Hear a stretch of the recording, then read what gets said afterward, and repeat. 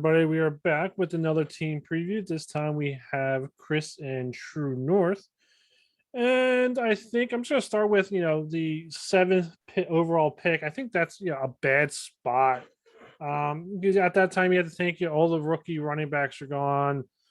At least the top four wide receivers are gone there.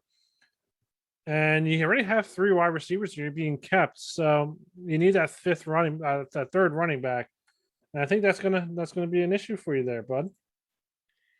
Yeah, it could be. I mean, he obviously, part of those offseason questions was the trades too, and he traded Tony Pollard away to keep Ramondre Stevenson. He's got Joe Mixon as his other running back.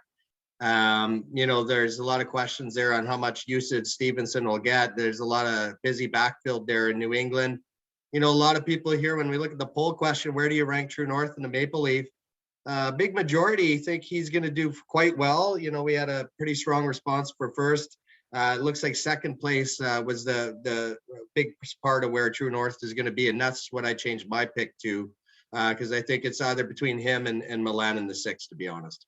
Yeah, I mean, it helps that he plays your division this year. And going back to the previous bullet point was, can he rebound after 2 bad years?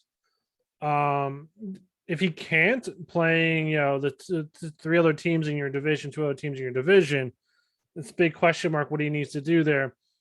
I know we're not commenting on trades, but let's be honest, that trade for Tony Pollard was horrible.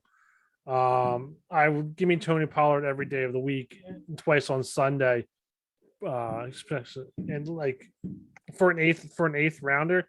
I mean, if you would have came to me and said, "Hey, give me your 4th or a 5th for Tony Pollard," I would have been like, "Yeah, that's a no brainer." Tony Pollard goes in top 10 easily if he's in the draft, if not top 5, for an 8th overall pick. Susie, I still shake my head at that trade. Well, he also made another big offseason trade, and if you recall, it was acquiring Cooper Kupp, which was the number 1 wide receiver last year. Not sure if he's going to be number 1 again this year, but you got to think that Rams offense is going to be high powered again.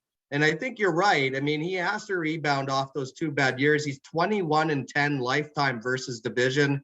The only team he has a 500 record against is Storm. Everybody else he's owned. The only teams he's playing against that he has a losing record against is Stan and BC Lions, which is an easy win, and myself. He's 1-4 career versus me. So you're right. Everything's lining up for the schedule for him to be successful.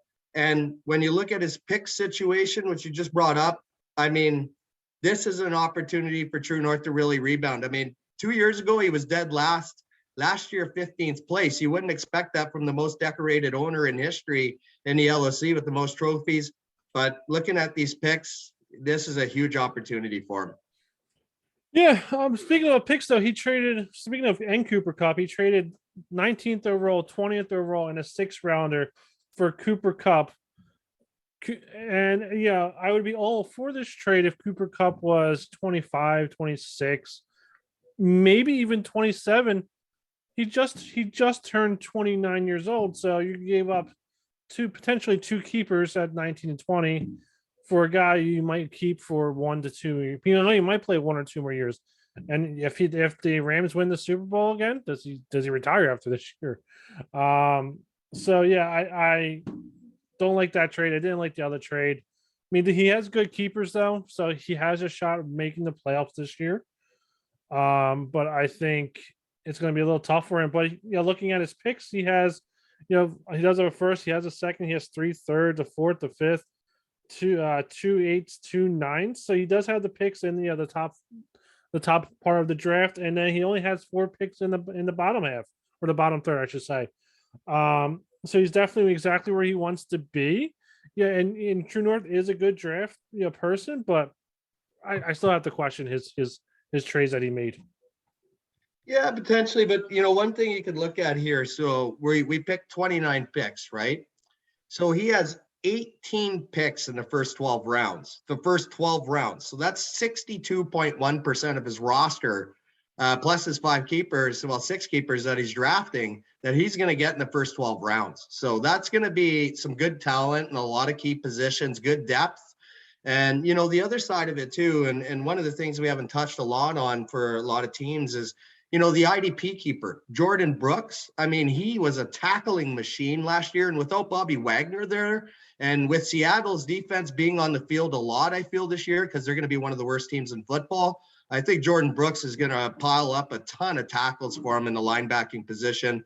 So I think it's about time for Christian True North to rebound here. He's been awful the last couple of years, and we're not used to seeing that with Christian True North. I mean, if you remember, Christian True North at one time went perfect one year in the regular season, 13-0. So the guy knows how to win, 62-45 lifetime. I think it's a rebound year for him, and I think it's an opportunity for him to potentially recapture that divisional crown in the Maple Leaf division.